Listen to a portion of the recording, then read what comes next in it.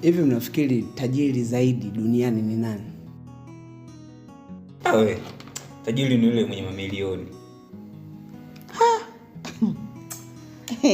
Tajiri ni yule anayefanikiwa kuamka asubuhi na akapewa afya njema. Yaani hayo mambo mengine sijui pesa sijui nini ni vitu vya ziada tu.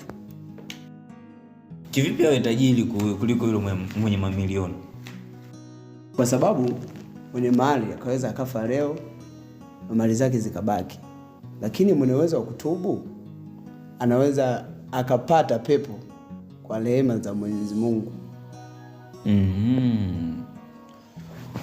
Kumbe kila tunapoamka asubuhi Allah anatupa utajiri ambao hatuoni.